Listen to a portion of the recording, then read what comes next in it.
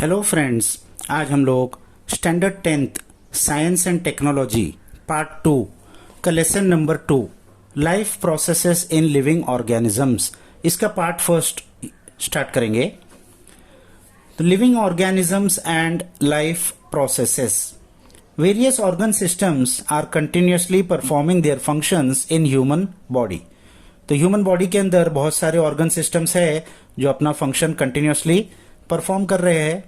along with the various systems like digestive, respiratory, circulatory, excretory and control systems, different external and internal organs are performing their functions independently but through a complete coordination. तो बहुत सारे तो systems है, organ systems, जैसे digestive, respiratory, circulatory, excretory, ये सब हम लोग पढ़ चुके हैं पिछले स्टैंडर्ड्स में। और इसके अलावा कुछ ऑर्गन्स भी है जो अपना इंडिपेंडेंटली फंक्शन कर रहे हैं, लेकिन कंप्लीट कोऑर्डिनेशन के साथ, एक दूसरे से कोऑर्डिनेट करते हुए। This overall system is in action in more or less same way in all organisms. सारे ही ऑर्गेनिजम्स में ये सिस्टम किसी न किसी तरीके से काम कर रहे हैं। Those are in need of continuous source of energy for this purpose. अब इन सारे फंक्शंस को करने के लिए इनको एनर्जी चाहिए होता है।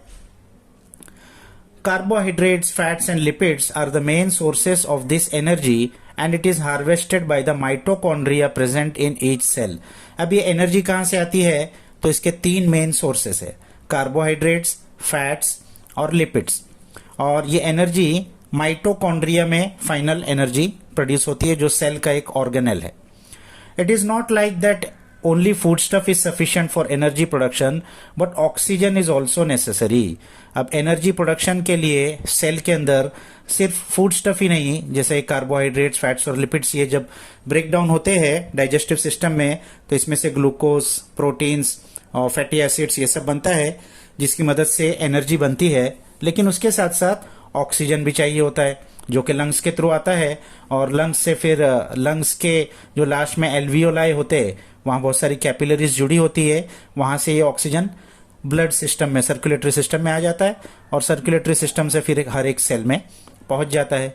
इसी तरीके से कार्बोहाइड्रेट्स, फैट्स, लिपिड्स, ये जो हम खाना खाते हैं उसमें से डाइजेस्ट होके ग्लूकोज, प्रोटीन्स और फैटी एसिड्स ये इंटेस्टाइन्स में और स्टमक में बनते हैं और वहाँ भी कैपिलरीज होती है और वहाँ से ये ब्लड सिस्टम में, सर्कुलेटरी सिस्टम में ग्लूकोज और बाकी चीज़ें आ जाती है।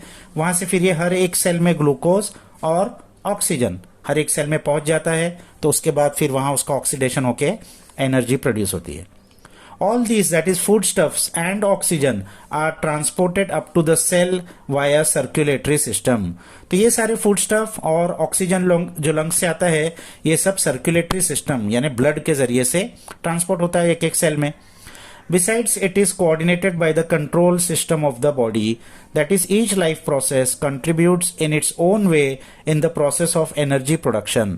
ये सारी चीजें कंट्रोल सिस्टम, जो नर्वस सिस्टम होता है बॉडी का, ब्रेन, स्पाइनल कॉर्ड और नर्व्स, उससे कोऑर्डिनेट होता है, कंट्रोल होता है।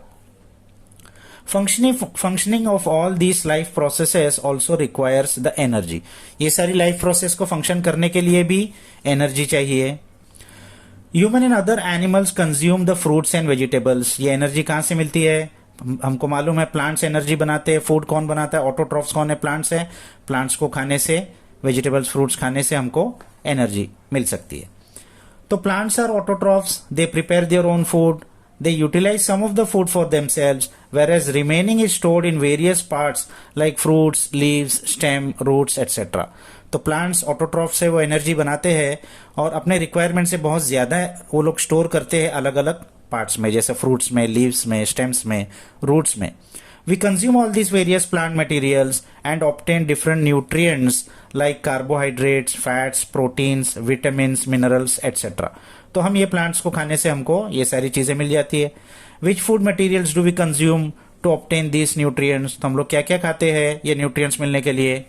We obtain the carbohydrates from milk, fruits, jaggery, cane sugar, vegetables, potatoes, sweet potatoes, sweet meats and cereals like wheat, maize, ragi, jowar, millet, rice, etc.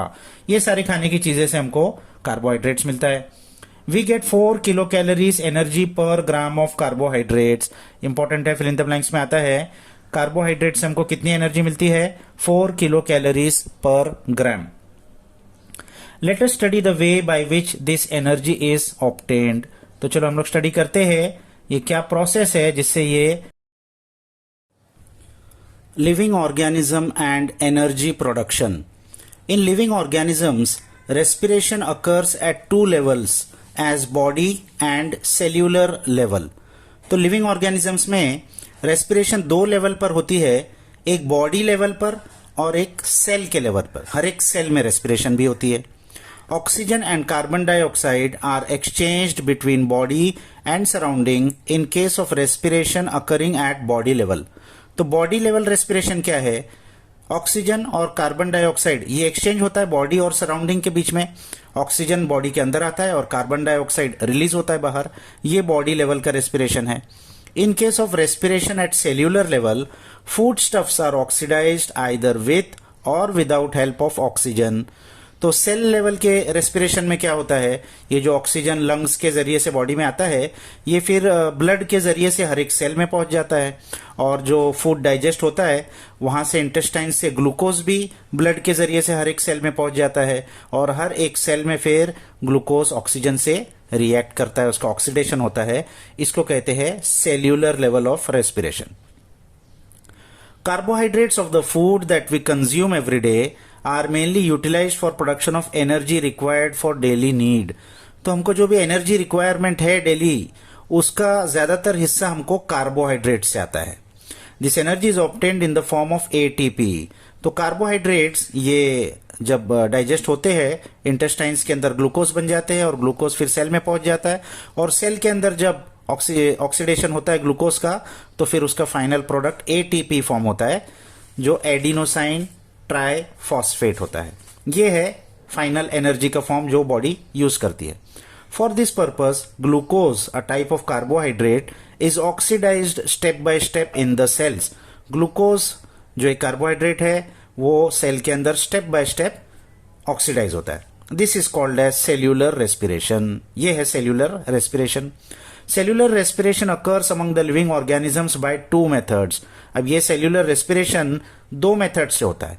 Those two methods are aerobic respiration, oxygen is involved, and anaerobic respiration, oxygen is not involved। तो एक respiration में oxygen involve होता है, उसको कहते हैं aerobic respiration, और दूसरे टाइप के रेस्पिरेशन में ऑक्सीजन इन्वॉल्व नहीं होता, ऑक्सीजन की जरूरत नहीं होती, उसको कहते हैं एनारोबिक रेस्पिरेशन। अब हम लोग देखते हैं एरोबिक रेस्पिरेशन कैसे होता है। In aerobic respiration glucose is oxidised in 3 steps. Aerobic respiration में ग्लूकोज का ऑक्सीडेशन होता है 3 स्टेप्स में। तो उसका पहला स्टेप क्या है? Glycolysis. Process of glycolysis occurs in cytoplasm. तो ग्लाइकोलिसिस का फर्स्ट पॉइंट हम क्या लिखेंगे? ग्लाइकोलिसिस साइटोप्लाज्म में होता है, यानी सेल के अंदर न्यूक्लियस होता है और न्यूक्लियस और सेल वॉल के बीच में एक जेली लाइक सब्सटेंस होता है जिसको साइटोप्लाज्म कहते हैं। एक फ्लूइड होता है जिसमें बाकी सेल ऑर्गेनाइज होते हैं, तो वहां पर यह ग्लाइकोलिसिस होता है।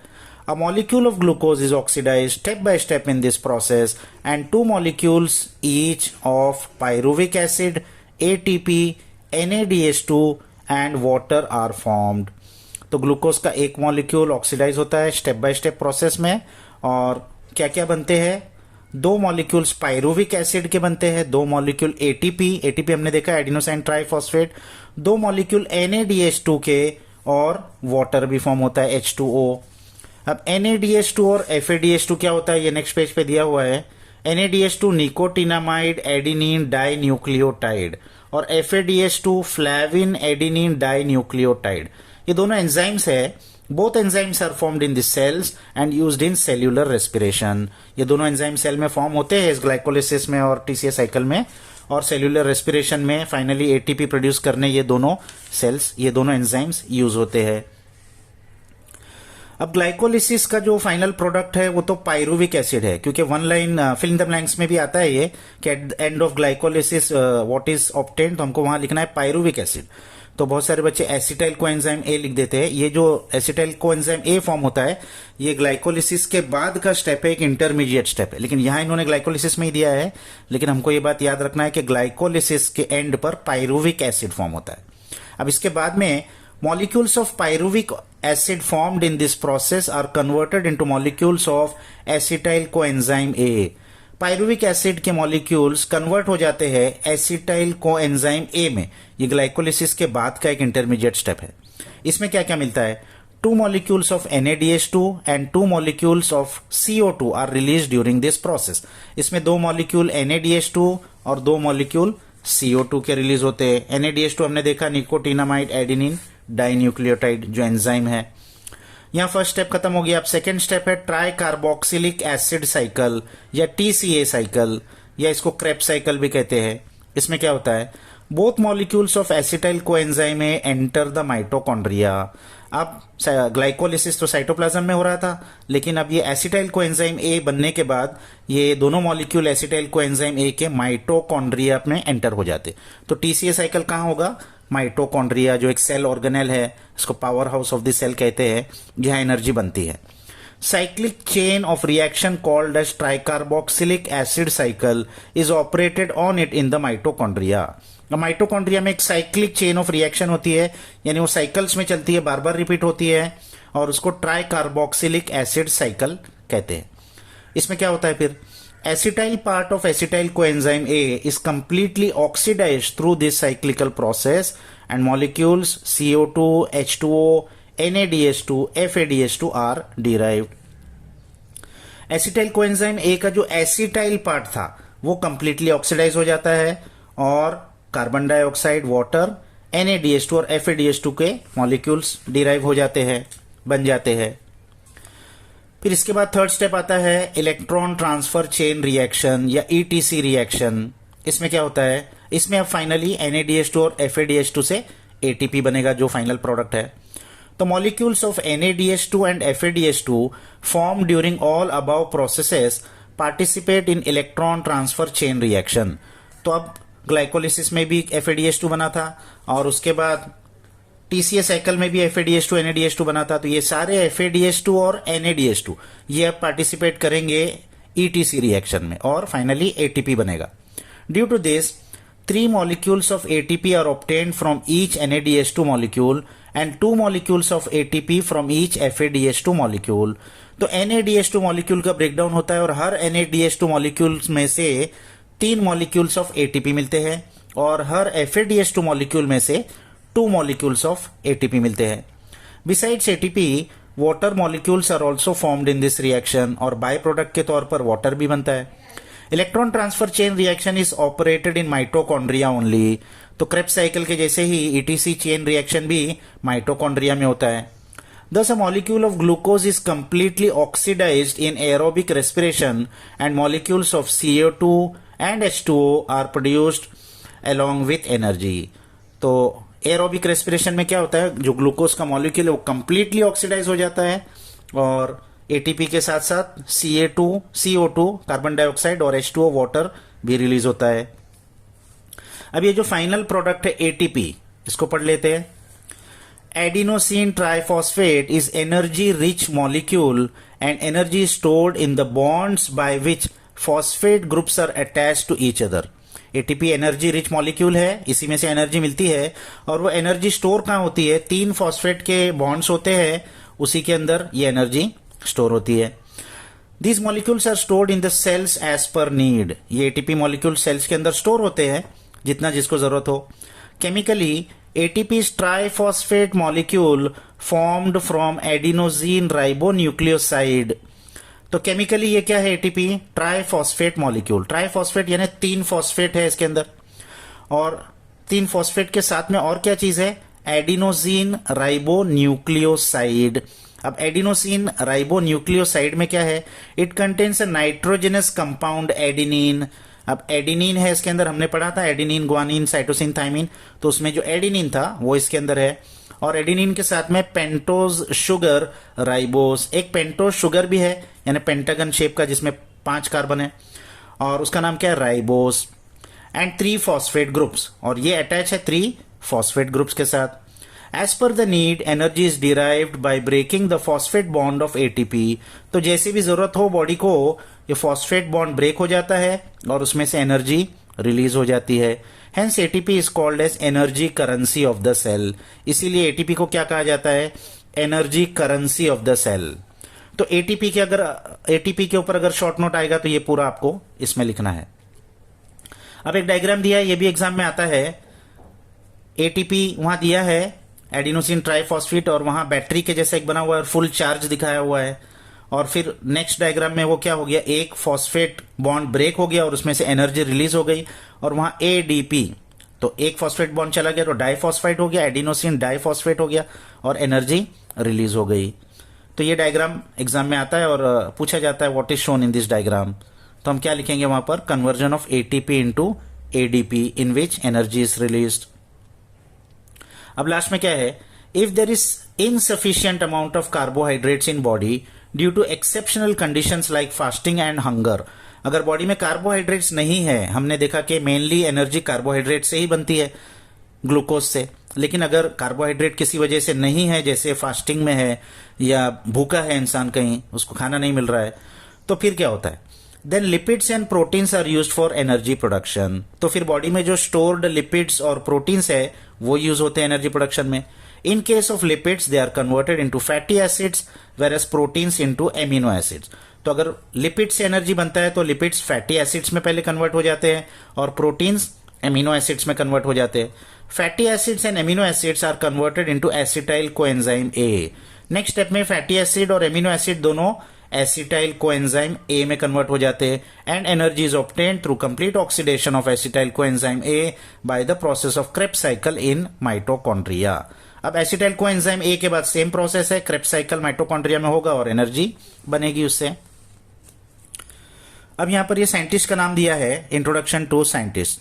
Process of glycolysis was discovered by 3 scientist, Gustav Embden, Otto Meyerhof and Jacob Parnas along with their colleagues। ये तीनों नाम आपको याद रखना है। For this purpose they performed experiments on muscles. तो इन्होंने मसल्स के ऊपर एक्सपेरिमेंट करके इसको डिस्कवर किया। Hence glycolysis is also called as Embden Meyerhof Parnas pathway or EMP pathway. तो एक और नाम ईएमपी पाथवे भी है ग्लाइकोलिसिस का, इन तीनों साइंटिस्ट के फर्स्ट इनिशियल्स थे। The cyclical reactions of tricarboxylic acid cycle were discovered by Sir Hans Krebs। अब जो TCA साइकिल है इसके अंदर जो साइक्लिकल रिएक्शंस होते हैं इसको डिस्कवर किया था सर हांस क्रेब ने। Hence this cyclical process is also called as Krebs cycle। इसीलिए इसको Krebs cycle भी कहा जाता है। He has been awarded the Nobel Prize in 1953 for this discovery। तो इनको नोबेल प्राइज भी मिला है 1953 में इस डिस्कवरी के लिए। एक और क्वेश्चन इसके अंदर आता है, why Krebs cycle is called as citric acid cycle. एक और नाम है इसका, इस साइकिल का, सिट्रिक एसिड साइकिल। तो वो क्यों है? क्योंकि फर्स्ट स्टेबल जो कंपाउंड इसमें मिलता है क्रेब्स साइकिल में वो सिट्रिक एसिड होता है, तो इसीलिए इसको सिट्रिक एसिड साइकिल भी कहा जाता है। अब यहां पर ये 2 डायग्राम दिया है, ये भी एग्जाम में आते हैं। इसके अंदर कुछ मिसिंग होगा वो आपको फिल करना होता है या फिर कुछ गलत दिया होता है उसको सही करना होता है। तो पहला ये जो चार्ट दिया हुआ है, process of energy production through aerobic respiration of carbohydrates, proteins and fats। aerobic respiration में carbohydrates, lipids और proteins ये 3 है। तो क्या होता है इसके अंदर? कार्बोहाइड्रेट्स में से पहला ग्लाइकोलिसिस होता है, हम देख चुके हैं, और ग्लाइकोलिसिस में पायरुविक एसिड बनता है, पायरुविक एसिड से एसिटाइल कोएंजाइम ए बनता है और एसिटाइल कोएंजाइम ए फिर माइटोकॉन्ड्रिया में जाता है, वह क्रेब्स साइकिल होता है और फिर रिएक्शन कंप्लीट होता है। और लिपिड्स और प्रोटीन्स में, लिपिड्स में पहले फैटी एसिड्स बनेगा और fatty acids acetyl coenzyme A में कन्वर्ट हो जाएगा, फिर आगे सेम होगा रिएक्शन। और प्रोटीन्स में एमिनो एसिड्स बनेगा और एमिनो एसिड्स फिर एसिटाइल कोएंजाइम ए में कन्वर्ट होगा और फिर रिएक्शन आगे सेम रहेगा।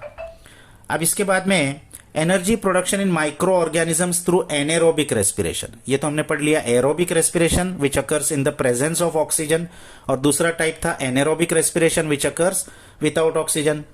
तो some organisms can not live in presence of oxygen. कुछ तो ऑर्गेनिजम्स ही ऐसे होते हैं जो ऑक्सीजन जिनको नहीं चाहिए, ऑक्सीजन के प्रेजेंस में वो नहीं रह सकते।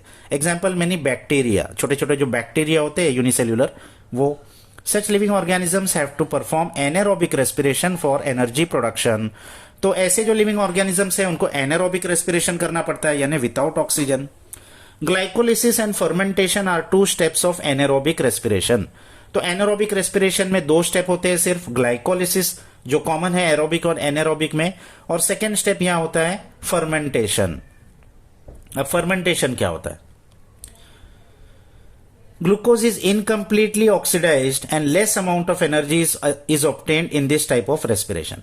तो एनारोबिक रेस्पिरेशन में ग्लूकोज इनकम्प्लीटली ऑक्सीडाइज होता है। एक क्वेश्चन आता है आपको differentiate between aerobic and anaerobic respiration, तो उसमें आपको ऐसा पॉइंट लिखना है, वहां ग्लूकोज कंप्लीटली ऑक्सीडाइज होता है और एनारोबिक में ग्लूकोज इनकम्प्लीटली ऑक्सीडाइज होता है और लेस अमाउंट ऑफ एनर्जी मिलती है। वहां एक ग्लूकोज के मॉलिक्यूल से 38 एटीपी एनर्जी मिलती है और यहां एक ग्लूकोज के मॉलिक्यूल से सिर्फ 2 एटीपी मिलती है। अब pyruvic acid produced during glycolysis is converted into other organic acids or alcohol with the help of some enzymes in this process।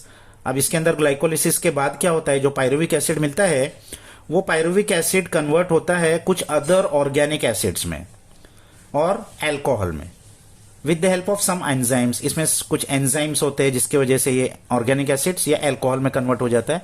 This is called as fermentation. तो इस प्रोसेस को कहते हैं फर्मेंटेशन।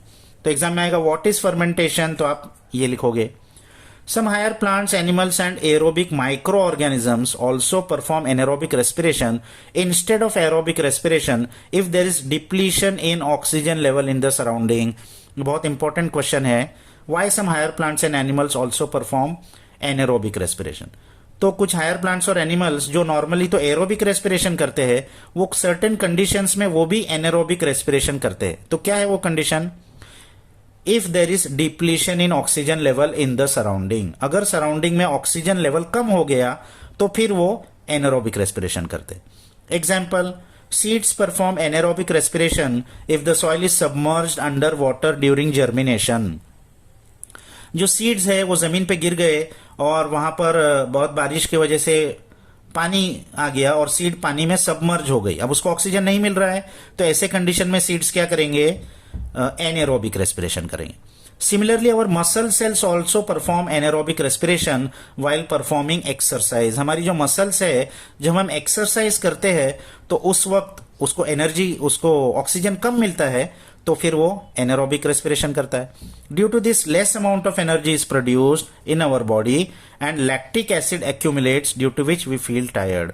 तो मसल्स जब एक्सरसाइज करती है तो ऑक्सीजन कम हो जाता है तो उस वक्त वो एनारोबिक रेस्पिरेशन करता है। तो एनारोबिक रेस्पिरेशन में हमने देखा एनर्जी कम मिलती है तो less amount of energy is produced in our body. और एक दूसरा lactic acid accumulates, lactic acid accumulate हो जाता है फर्मेंट। अब इस एनारोबिक रेस्पिरेशन के चार्ट को भी हम देख लेते हैं। तो ग्लूकोज एनारोबिक रेस्पिरेशन में भी फर्स्ट स्टेप ग्लाइकोलिसिस ही होता है और ग्लाइकोलिसिस में पायरुविक एसिड प्रोड्यूस होता है। अब सेकेंड स्टेप यहां पर होता है फर्मेंटेशन। फर्मेंटेशन हमने पढ़ा क्या है? Pyruvic acid produce through glycolysis is converted into other organic acids और alcohol with the help of some enzymes. तो या तो अल्कोहल प्रोड्यूस होगा और या तो फिर दूसरे कोई ऑर्गेनिक एसिड्स प्रोड्यूस होंगे। तो पहले स्टेप में इन्होंने फर्मेंटेशन का अल्कोहल दिखाया है। अल्कोहल प्रोड्यूस होता है यीस्ट के जरिए से, ये एक माइक्रो ऑर्गेनिज्म है यीस्ट, ये अल्कोहल प्रोड्यूस करता है। और लास्ट वाला जो स्टेप है उसके अंदर हमारे जो बॉडी के मसल सेल्स है, हमने जो पढ़ा था एग्जाम्पल में, वो मसल सेल्स एक्सरसाइज करते वक्त वो उनके अंदर फर्मेंटेशन होता है और वहां पर लैक्टिक एसिड प्रोड्यूस होता है। और बीच का जो स्टेप है उसके अंदर और भी बहुत सारे ऑर्गेनिक एसिड्स प्रोड्यूस होते हैं जैसे विनेगर, विटामिन्स एटसेट्रा, और ये प्रोड्यूस करते हैं बहुत सारे वेरियस माइक्रो ऑर्गेनिजम्स या माइक्रोब्स। तो ये चार्ट था एनारोबिक रेस्पिरेशन का। तो यहाँ हमारा सेल्यूलर रेस्पिरेशन खत्म हो गया जिसमें हमने एनारोबिक और एरोबिक रेस्पिरेशन दोनों को देख लिया और इसके क्वेश्चन आंसर्स इस पूरे लेसन के एक अलग वीडियो में हम दे चुके हैं, तो आप वहां पर उस वीडियो को भी देख लीजिए।